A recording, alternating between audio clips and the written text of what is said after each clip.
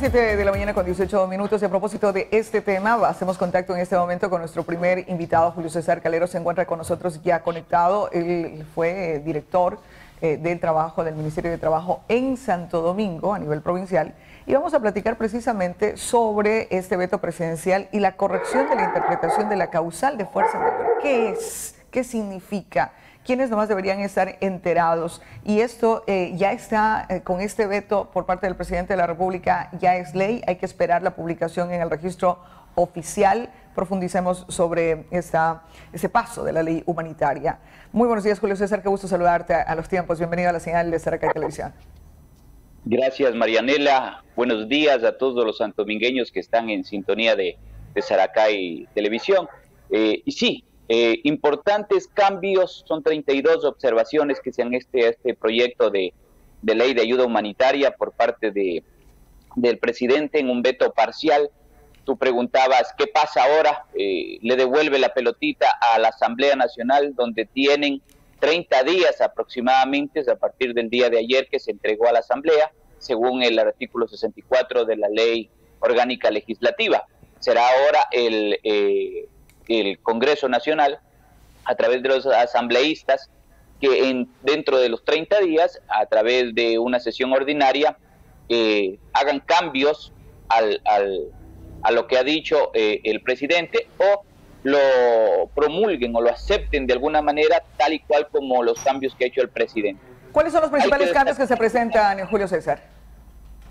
Lo que usted manifestaba, Marianela, es importante revisar este artículo 169, numeral 6, que de alguna manera sí daba puerta abierta a que algunos empleadores, a méritos de la emergencia sanitaria, desvincularon a diestra y siniestra a muchos trabajadores sin demostrar la inejecutibilidad del trabajo. Hoy por hoy, en el veto parcial del presidente, se tiene que demostrar la inejecutibilidad del trabajo.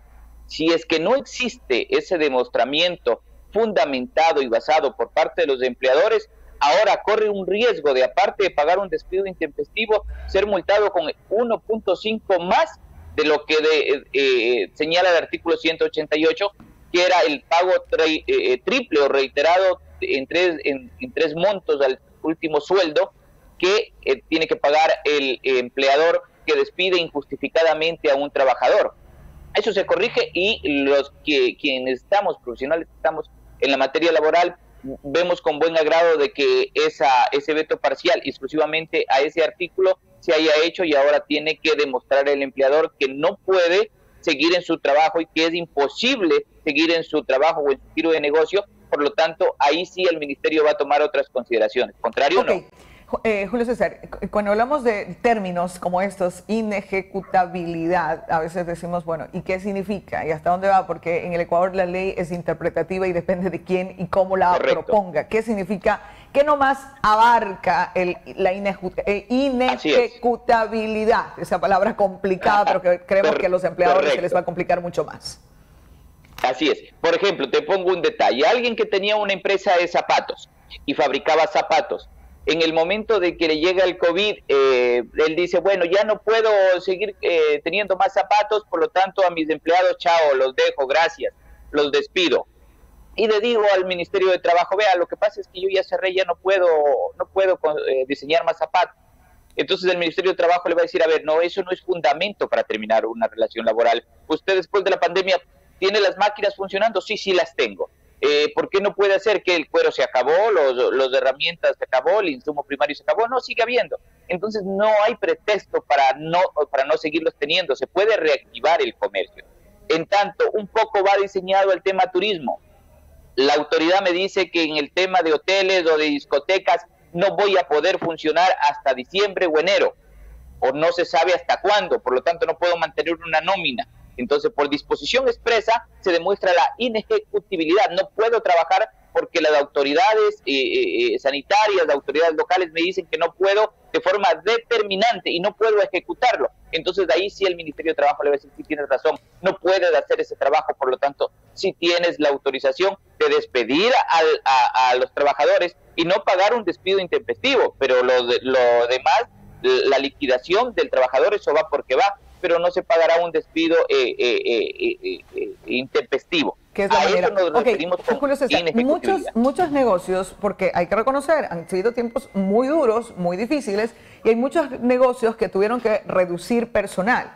Y eso con el tiempo, cuando tú dices la inejecutabilidad que debemos demostrarla, no es que el negocio se cerró, pero sí disminuyó con la cantidad de clientes, con que la facturación no es la misma, entonces decidió bajar el 50% de sus trabajadores. ¿Qué pasa, por ejemplo, en ese caso? No cerró, pero demuestra que posiblemente 4, 5, 6 meses después no puede subir la nómina. ¿Eso también se puede presentar como la inejecutabilidad? No, no se puede presentar. Existen mecanismos alternativos a esa solución. Por eso en la misma ley, o el proyecto de ley de ayuda humanitaria, se plantea o se abre la posibilidad del nuevo contrato especial emergente, en el cual va a disminuir la carga del trabajador a un 50%, es decir, ya no trabajará las 40 horas semanales, ahora puede trabajar 20 horas semanales y eso va a permitir que el ingreso sea menos. Entonces, sí hay medidas alternativas que el empleador puede utilizar para que el cargo de nómina en cuestión económica baje a un 50%. Entonces, sí existen alternativas que establece la ley. Y ojo, dentro de esta observación es importante señalar que también se borra una vulneración importante a los derechos de los trabajadores, que de repente alguien ganaba, por poner un caso práctico, ganaba $500 en el sector privado y se acogían ahora a la reducción del sueldo de la jornada laboral, y ahora únicamente iban a ganar 260, 280 porque trabajaban únicamente el 50%. Entonces, ¿qué pasaba ahí? El momento de que se le cambiaba la jornada laboral, se cambiaban las horas y cambiaba el sueldo. Y ahora les decía después de 2 meses, bueno, ahora sí te saco. Pero ¿con qué sueldo lo sacaban? Ya no lo sacaban con el sueldo de 500, lo sacaban con un sueldo de 230, 250 dólares, lo que iba en desmedro de sus intereses, porque la liquidación de 5, 7 años iba a salir con el último sueldo. Entonces eso perjudicaba y vulneraba los derechos laborales. Hoy, si eso pasara, lo hacen con el sueldo que recibió antes de entrar a la pandemia, es decir, la liquidación se la hará con los 500 dólares y no con los 250 dólares, y eso sí es importante recalcar que se ha hecho una corrección grande en el veto parcial que ha entregado el presidente de la Asamblea. Julio César, ¿cuáles son los otros cambios dentro de esas 32 observaciones que hace el Gobierno Nacional, el Ejecutivo al Legislativo? ¿Cuáles son los otros que podemos ser relevantes? Esos son interesantes porque no estuvieron puntualizados de primera de entrada en la ley humanitaria, sino que ahora como que se van desglosando y van siendo muy particulares, y eso es bueno porque la ley debe dar luces claras de cómo hay que actuar tanto para el empleador como para el empleado, para que el día de mañana no vayas a tener mayores problemas. Correcto. Otro de los cambios de las 32 observaciones del veto parcial del presidente es que estos acuerdos tienen que estar ingresados al Ministerio de Trabajo, ¿sí? Y esos acuerdos también tienen que contar con la autorización del trabajador. Eso es importante. Dentro de este nuevo contrato emergente especial que establece el proyecto de ley de ayuda humanitaria, es importante recalcar la disminución del tiempo. Se había establecido en el anteproyecto que eran 2 años y se podía renovar. Ahora es solamente 1 año y se puede renovar 1 año más. Por lo tanto, no estamos excediendo un plazo. Yo no creo, es opinión mía, de un profesional del derecho, no de salud, que yo espero de que esto acabe hasta finales de año, pero esperar 2 años y poder renovarlo de otro tiempo más, ahora establece el nuevo proyecto, el veto parcial, solamente 1 año, y se puede extender otro año más, y hasta ahí llegó el asunto, no se establece otro año más. Es importante también esa observación que se ha hecho al cambio del proyecto de ley de ayuda humanitaria. Ok, Julio César, este documento que nosotros tenemos de ayuda humanitaria específicamente trata sobre temas laborales o relación laboral entre actuales empleados y empleadores. No marca algo a futuro. Estamos hablando permanentemente de que la ciudadanía, la humanidad, debemos reinventarnos y debemos adaptarnos a un nuevo actual, y que necesitamos en esa nueva forma de nueva normalidad, como lo llaman las autoridades, van a haber cambios. Es decir, posiblemente los empresarios ya no pensarán en contratar gente de ahora en adelante. O sea, un nuevo empresario se va a limitar. ¿Algo trata sobre nuevos mecanismos de contrato para personal nuevo? Si yo quiero arrancar ahora una empresa, si tengo una idea, o si quiero contratar en un momento determinado nuevo personal, ¿marca algo o básicamente se limita al tema de actualmente la relación laboral entre empleadores y empleados actuales?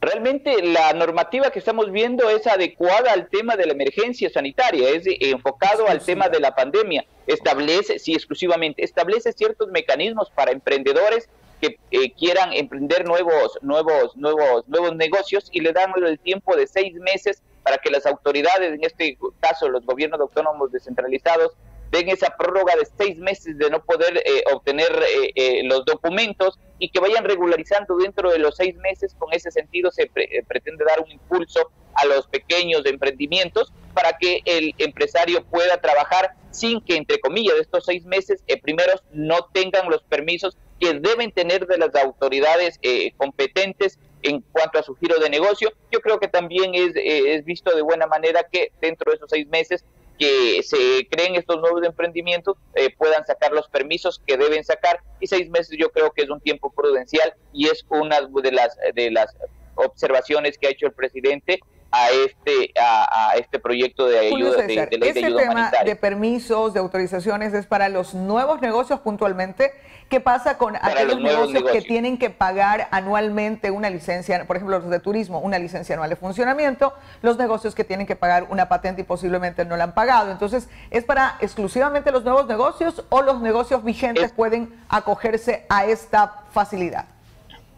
La normativa del proyecto de ley de ayuda humanitaria dice para los nuevos negocios, pero para los negocios que ya tienen, incluso para el tema del Instituto Ecuatoriano de Seguridad Social y el pago de la nómina, se establece que no hay recargos y se podrán pagar dentro de los 90 días después de la pandemia. Por lo tanto, también existe normativa para los negocios que ya tienen que pagar nómina. No habla de tasas de los gobiernos autónomos descentralizados, lo habla un poco más de competencia que tiene el gobierno central, que es a través del Instituto Ecuatoriano de Seguridad Social, pero también está contemplado esa extensión de pago y que no existan las multas y los recargos y que no se puedan iniciar procesos administrativos o activos o de retención de cuentas y de pagos, sino hasta después terminada la pandemia. También lo establece dentro de las 32 observaciones del proyecto en mención, estimada Marianela. Ok, en general, un análisis general en tu condición de profesional del derecho y conocedor del tema laboral, ¿cómo se podría calificar a estas observaciones? ¿Son positivas? Algunas, la Asamblea Nacional, ¿será que las pasa? Algunas generará discusión. ¿Qué pasa con el sector empresarial? ¿Será que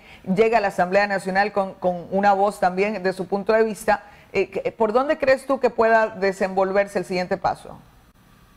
Correcto, yo creo que lo que ha hecho el presidente realmente ha mirado con pinzas lo que estaba vulnerando. Lo decía anteriormente, el empleador podía sacarlo, despedirlo al trabajador y pagarle y hacer la liquidación con el último sueldo del contrato de reducción. Es decir, eso se pretende resarcir y no cometer esa grave vulneración a los derechos. Por lo tanto, desde mi punto de vista, en general, en contexto, el veto parcial que ha hecho el presidente en las 32 observaciones, me parece que contribuyen a la realidad nacional y sobre todo está de parte del trabajador. Hay algunas cosas que se deberían mejorar y no impedir, como el tema de vacaciones, que puede decidirlo el empleador, pero en todo caso yo creo que se ha enmendado gran cantidad de posibles vulneraciones que se podían dar en la ley de ayuda humanitaria.